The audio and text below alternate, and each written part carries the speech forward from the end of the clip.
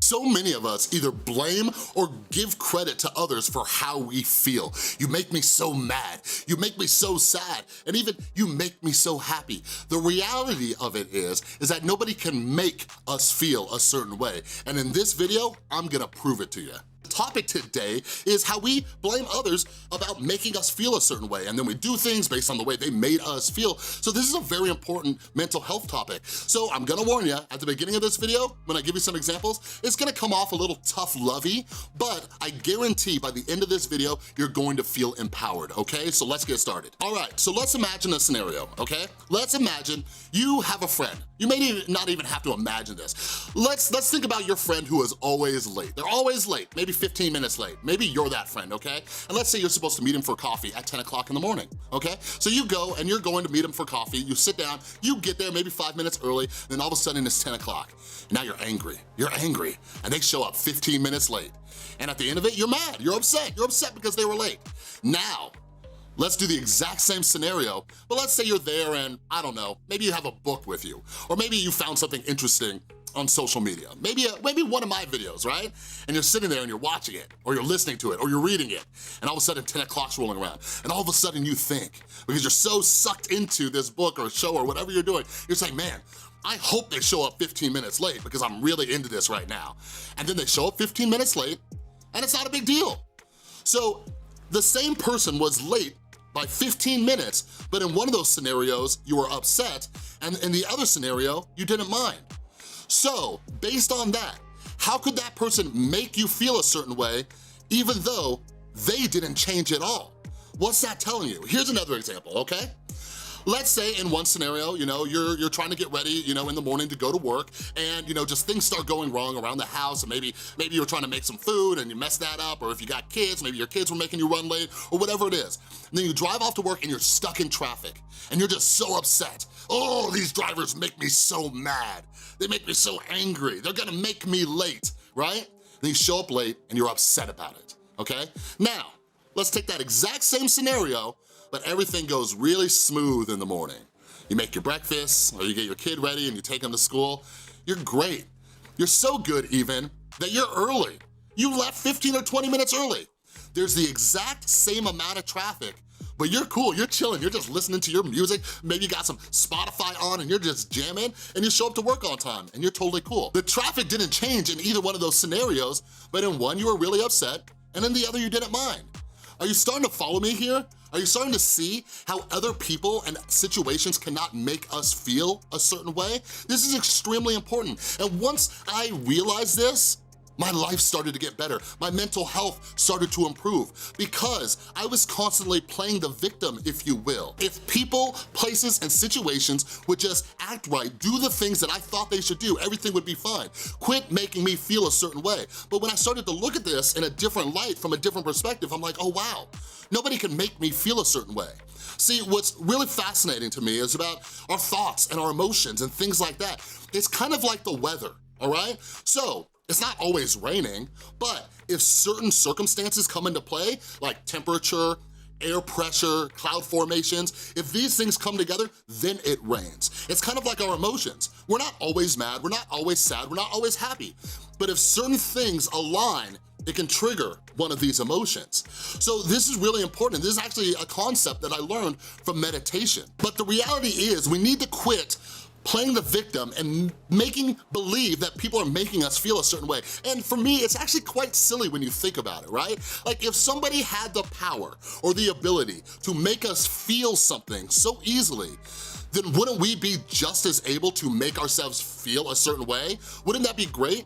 If every time we were sad, we're like, boom, I'm gonna feel happy. I'm gonna make myself feel happy, right? Or I'm angry, boom, I'm gonna make myself feel not angry. Oh, I'm anxious, boom, I'm gonna make myself feel calm. No, it's not that simple. So why are we believing that other people have so much power that they can make us feel a certain way? And this is what I'm talking about. This concept, this idea is really empowering. Once I figured this out, I'm no longer the victim. I'm no longer the victim of everybody and everything going on around me, okay? Like they're not in control of my emotions. Hell, I'm barely in control of my emotions, you know what I mean? But What's the solution to this? My personal solution is meditation. Meditation is my solution to dealing with my thoughts, my feelings, my emotions, because what meditation teaches me to do is to not run away from them, okay? Not to distract myself, not to go out and do toxic behaviors. Meditation for me helps me sit and embrace these emotions. And what it's doing is it's actually rewiring your brain to not want to run away from those feelings so much. You remember that these things are going to pass. And for the most part, these are just sensations in your body. The issue that we have with most of these emotions and feelings is that we latch on to certain thoughts and we play them over and over and over and over and over again. And it's usually not helpful. It's definitely getting more into the problem rather than the solution. And when we obsess on these thoughts, it makes us feel even worse. You see what I mean? So meditation for me helps me embrace these things and just sit and be with my feelings, be with my emotions. And I'm able to get some clarity on the situation. I start to realize, oh, I'm not mad at the traffic. I'm upset because all these other things happened this morning, right? Oh, I'm not mad at the girlfriend, or I'm not mad at my son, or I'm not mad at my coworker. I'm mad because these other circumstances happen. And then we start to get this pause, because one of the issues a lot of us have is that we lash out on the wrong people in the wrong moment, because somebody just said the thing that set us off, but really we were upset about a million other things that happened. So when we start to practice meditation, my preferred practice of meditation is mindfulness, which is a lot of moments throughout the day of being very present and noticing what's happening in my mind as well as in my body. And when I can do that, I can work on myself, I can improve my mental health. Many people are not sure whether or not they're suffering from narcissistic abuse.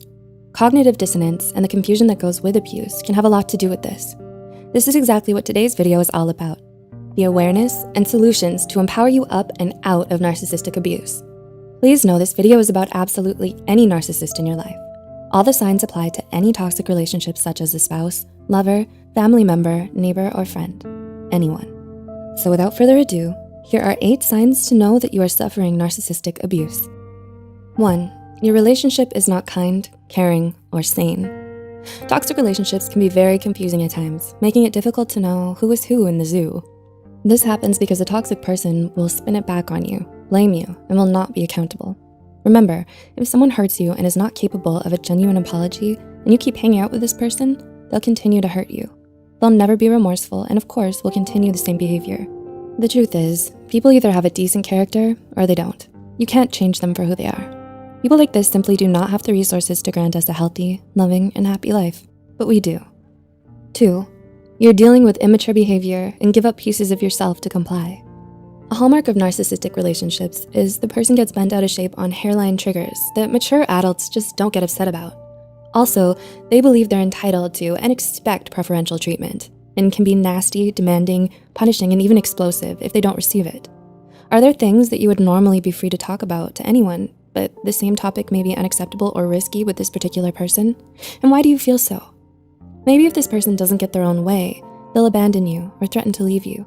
And again, you start doing things outside of your comfort and value systems to stop this from happening. 3, you're angry, disjointed, and are behaving in ways that you normally don't. This is an important question.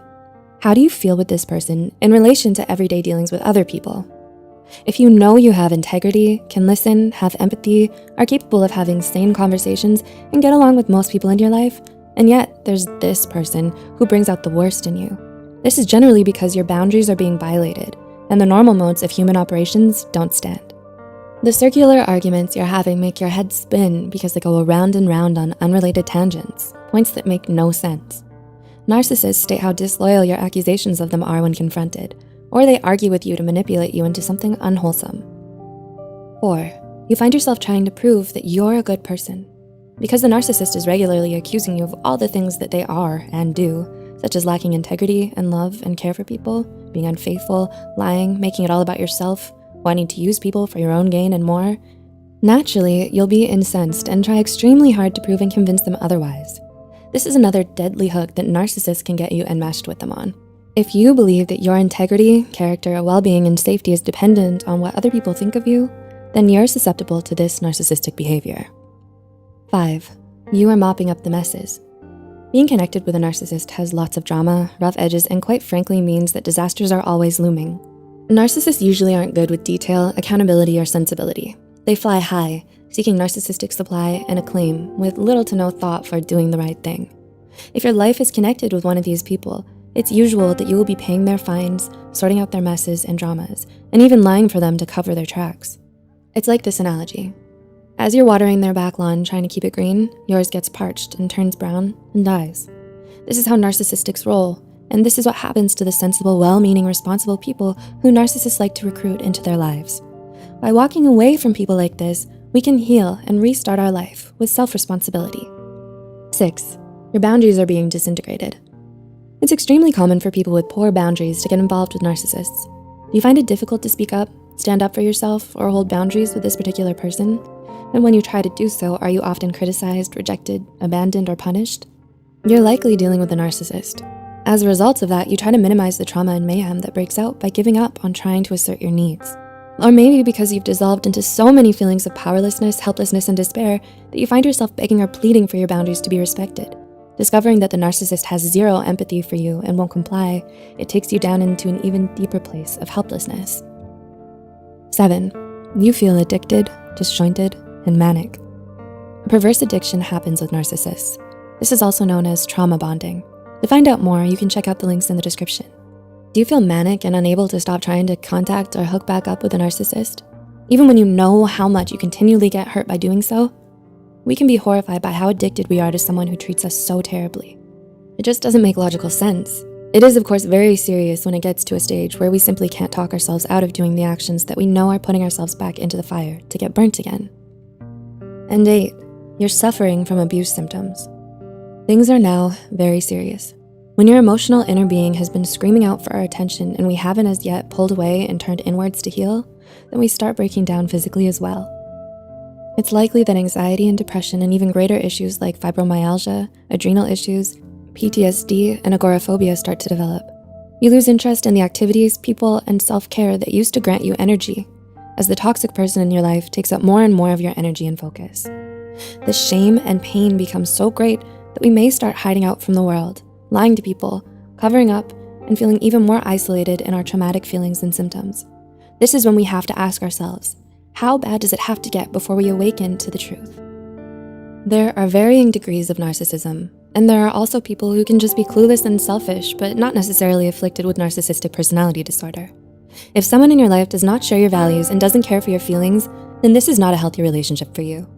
As soon as we try changing other people, it's time to pull away and say to ourselves and them, this is who I am and what I need for us to continue. We may lose a lot by leaving, as many of us have. However, by leaving, we can achieve the greatest gain. Finally turning inwards to integrate with ourselves so that we're in a position of wholeness and can be in control of our choices and have the power to look after ourselves and create a happy, healthy, and truly loving life. Do you relate to any of these signs? If you do, what do you plan to do next?